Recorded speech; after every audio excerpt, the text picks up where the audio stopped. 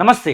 తెలంగాణ రాష్ట్రానికి సంబంధించి బీసీలకు సంబంధించినటువంటి విషయంలో కులగణన ఖచ్చితంగా చేయాలంటే ఏమేం చేయాలి? కులగణన చేయకుండా లోకల్ బాడీ ఎలక్షన్స్ పెట్టడం సాధ్యమేనా? అసలు లోకల్ బాడీ ఎలక్షన్స్ పెడితే బీసీ సంఘాలు, బీసీకి సంబంధించినటువంటి కులగణన విషయంలో ఒక ప్రజాస్వామికంగా ఏర్పడ్డటువంటి ఏదైతే బీసీ కులగణన విషయంలో పోరాడుతున్నటువంటి వాళ్ళు ఏమనుకుంటున్నారు?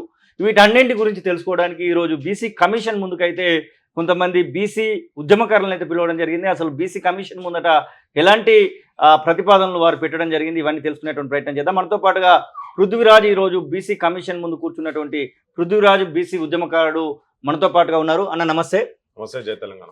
ఎట్లా ఉంది అసలు బీసీ కమిషన్ ముందరికి మీరైతే పోవడం జరిగింది? ఇంతకుముందు గతంలో కూడా పోయినటువంటి సందర్భం ఉంది, కానీ ఇప్పుడు లోకల్ బాడీ ఎలక్షన్స్ రానున్నటువంటి సందర్భంలో లోకల్ బాడీకి సంబంధించినటువంటి ఎలక్షన్ నోటిఫికేషన్ వస్తుందని ఒక రకమైనటువంటి వాదనలు జరుగుతున్న నేపథ్యంలో మీరు బీసీ కమిషన్ ముందుకు పోవడం జరిగింది.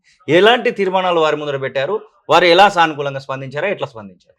యాక్చువల్గా ఇది బీసీ సమస్య కాదు. అంటే జనరల్ గా బయట అందరు అనుకునేది ఏంటంటే ఇది బీసీలకు సంబంధించిన అంశం అనుకుంటారు. కాదు, ఇది మొత్తం అసలు కంప్లీట్ సెన్సెస్ అనేటివే కావాలి. అన్ని ఏ కులాల వాళ్ళు ఎంతెంత మంది ఉన్నారు, ఎవరి చేతులలో ఏం సంపద ఉన్నది, ఎవరు విద్యాపరంగా ఎట్లున్నారు, ఎవరు ఎకనామికల్ సిచ్యువేషన్స్ ఆర్థిక రంగాలలో ఎట్లా ఉన్నారు, కల్చరల్ గా ఎవరెవరి పరిస్థితులు ఎట్లా ఉన్నాయి, సాంస్కృతికంగా ఎవరెవరికి ఏదేం పాత్ర అని చెప్పనే ఆలోచనతోటి అసలు ఏంటంటే స్వతంత్రం కన్నా ముందు ఏ టెక్నాలజీ లేని టైంలో జరిగినది ఇప్పటిదాకా జరగలేదు. కాకా కలేల్కర్ కమిషన్ కావచ్చు, మండల్ కమిషన్ కావచ్చు, ఇవన్నీ వచ్చి కులగణన జరగాలని చెప్పారు. ఈవెన్ కోర్ట్స్ కూడా నువ్వు ఏ స్కీమ్స్ ఏవి ఇంప్లిమెంట్ చేయాలన్నా కానీ సమగ్రంగా కులాల వారీగా వాళ్ళ జనాభా సంఖ్య ఎట్లా ఉన్నది ఏందనేది తీయాలని చెప్పానంటే అది కాంగ్రెస్ గవర్నమెంట్ ఫస్ట్ నుంచి చెప్పుకుంటూ వస్తుంది, కానీ ఇంప్లిమెంట్ చేస్తలేదు. అయితే ఈ మధ్యలో మొన్న పార్లమెంట్ ఎలక్షన్స్ కన్నా ముందు రాహుల్ గాంధీ ఏదైతే చెప్పుకుంటూ వచ్చిందో అసలు దేశంలో అందరి సమానత్వం లేదు, అసమానతలు చాలా పెరిగిపోయినాయి, దాంట్లో బీసీలు చాలా మటుకు నష్టపోతున్నారు, ఎస్సీ ఎస్టీస్ కనీసం బేసిక్ రిజర్వేషన్ ఉన్నది,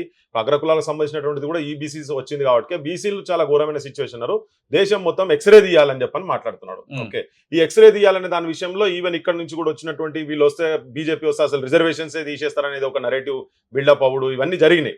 సో దాని మీద ఏంటంటే ఇలా దేశం మొత్తం కంప్లీట్ గా కులగణన ఎప్పుడైతే బీహార్ అంశం ముందుకు వచ్చిందో దేశం మొత్తం కులగణన అక్కడ కులగణన చేసినందుకు రిజర్వేషన్ అంటే చాలా ఘోరమైన పరిస్థితుల్లో బీసీ కులాలు ఉన్నాయి. ఈవెన్ ఎస్సీ ఎస్టీ కూడా జనాభా పెరిగిందని వాళ్ళకు రిజర్వేషన్ పర్సెంటేజ్ ఎక్కువ పెరిగి దాదాపు 65% దాకా పోయింది. 65 ప్లస్ 10% అగ్రకులాల ఈబీసీ అనేది పెట్టిండ్రు, మొత్తం టోటల్ 75% రిజర్వేషన్ అక్కడ అమలవుతున్నది.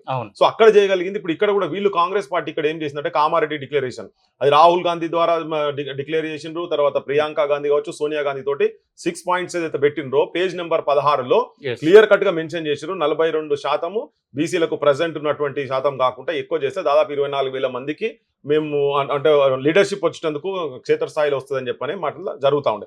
సో మేము ఈ రిప్రజెంటేషన్స్ అన్ని కూడా ముఖ్యమంత్రికి తీసుకుపోయి ఇవ్వడం జరిగింది, మంత్రులకు తీసుకుపోయడం జరిగింది. మీరు కులగణన చేసిన తర్వాతనే ఎలక్షన్స్కి అయినా కానీ దేనికైనా కానీ పోవాల్సిన అవసరం ఉంటుంది. ఈవెన్ వెల్ఫేర్ స్కీమ్స్ ఇంప్లిమెంట్ చేయాలన్నా కానీ మీకు క్లియర్ కట్గా డేటా కావాలని. సో మాకు ఇప్పుడు ఈ రోజు జరిగింది ఏంటంటే, ఈ రోజు మీటింగ్ ఆల్రెడీ కోడ్ ఉన్నప్పుడు కూడా ఒకసారి వాళ్ళు పిలిచిండ్రు. అయితే మేము ఇచ్చిన లెటర్స్ ఏవైతే గవర్నమెంట్కి ఇచ్చినామో గవర్నమెంట్ మళ్ళీ అగైన్ వీళ్ళకు బీసీ కమిషన్ వాళ్ళకి ఇచ్చి స్టడీ చేయండి అని చెప్పారు. బీసీ కమిషన్ పెద్ద ఇంట్రెస్ట్ చేసేది కాదు, యాక్చువల్గా సెన్సస్ చేయాల్సింది సపరేట్ డిపార్ట్మెంట్ కావాలి, లేదా జిఏడి కావాలి, సపరేట్ గా దీనికి పెట్టేసి ఓన్లీ సెన్సస్ చేయాల్సిన అవసరం ఉంటుండే. కానీ వీళ్ళు ఏంటంటే వీళ్ళకు రిప్రజెంట్ చేసి వీళ్ళని ఒకసారి పిలువండి, ఇంటెలెక్చువల్స్ అంతా తెలంగాణలో ఉన్నటువంటి ఇంటెలెక్చువల్స్ అందరి పిలువంటే మేము పోయి కలిసినాం. వాళ్ళు మాకు కలవడం జరిగింది. ఈ రోజు కలిసినటువంటి జస్టిస్ చంద్రకుమార్ గారు ఉన్నారు, ప్రొఫెసర్ మురళీ మనోహర్ గారు ఉన్నారు, తర్వాత ప్రొఫెసర్ తిరుమలి గారు ఉన్నారు, ప్రొఫెసర్ పిఎల్ విశ్వేశ్వరరావు గారు ఉన్నారు, ప్రొఫెసర్ సింహాద్రి గారు ఉన్నారు, తర్వాత అదే మన సమ్మయ్య గారు ఉన్నారు, బీసీ సంఘాలకు సంబంధించిన సమ్మయ్య, ఇట్లా అందరం different committee, professor Padmaja Shah గారు ఉన్నారు, అందరం కలిసి పోయి మేము ఆ క్వశ్చనర్ యాక్చువల్గా ఈ మధ్యలో కూర్చొని క్వశ్చనర్ కూడా అంతా రెడీ చేసినాం. ఏ క్వశ్చన్స్ అడగాలి, ఏంటిది ఏం సంగతి అనేది మొత్తం కంప్లీట్ డీటెయిల్ గా తీసి వారికి ఇలా మొత్తం బుక్ రూపంగా అసలు ఎట్లా చేయాలి, ఎంత మ్యాన్ పవర్ కావాలి, ఎన్ని రోజులు జరుగుతుంది ఇదంతా అని చెప్పి డీటెయిల్ గా సబ్మిట్ చేయడం జరిగింది. అసలైన తొలి వెలుగు. ఫాలో వాట్సాప్ @తొలి వెలుగు official.